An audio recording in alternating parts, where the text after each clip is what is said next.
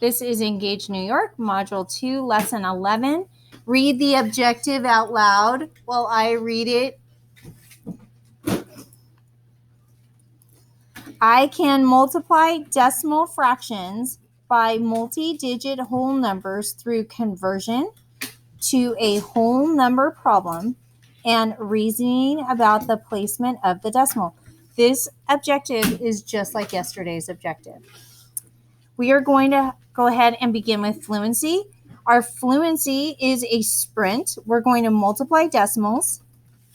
As soon as we're done with that, we're going to come back to these couple of problems here and our application problem, and then we're going straight into concept development. So everyone, get out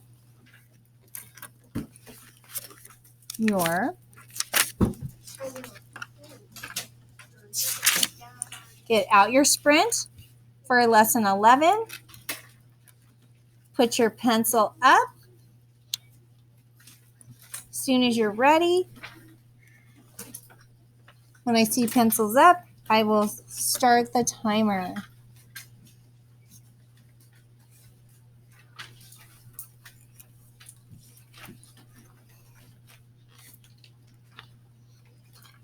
All right, 1, 2, ready, here we go.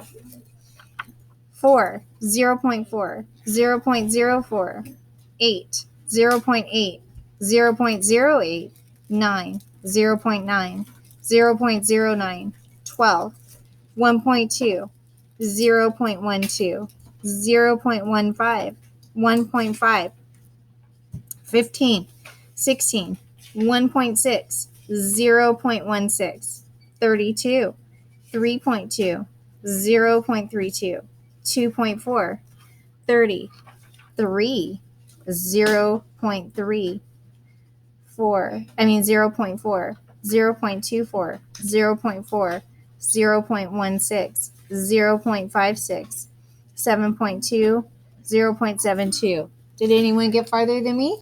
Remember, part of your homework is to go back and complete. Now that we're back at our fluency, multiply, then divide by the same number. So this is what we did yesterday. So you're going to complete these 3 problems. Then do the application problem. Mr. Moore wants to build a rectangular patio using concrete tiles. So a rectangular patio using concrete tiles that are 12 square inches.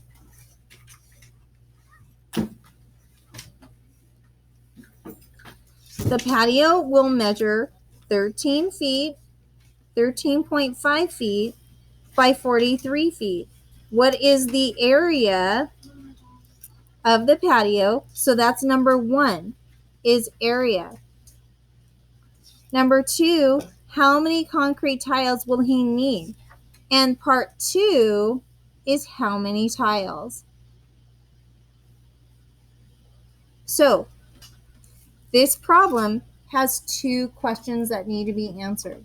So this would be a totally fair quiz question. Okay, going back to the questions that we did in the homework yesterday and the day before. All right, so go ahead and begin, and we will come back. We'll come back in 5 minutes and debrief. Go. All right, debrief. So 3 times 4.1 is 12.3, so it's 12. And remember, 3 times 1 would be 3. Then here, 12.3 times 10 would move the decimal over here, and then when I divide it back, it would move right back into place. This one is a little tricky because it's really multiplying by something and then dividing back by it. So it's like multiplying by 1 and dividing by 1, essentially. So you multiply and then you divide, and it's like adding something and taking something away, multiplying it and dividing it back. So it takes you back to 12. Our application problem. So in order to find out the area, remember area is length times width equals area.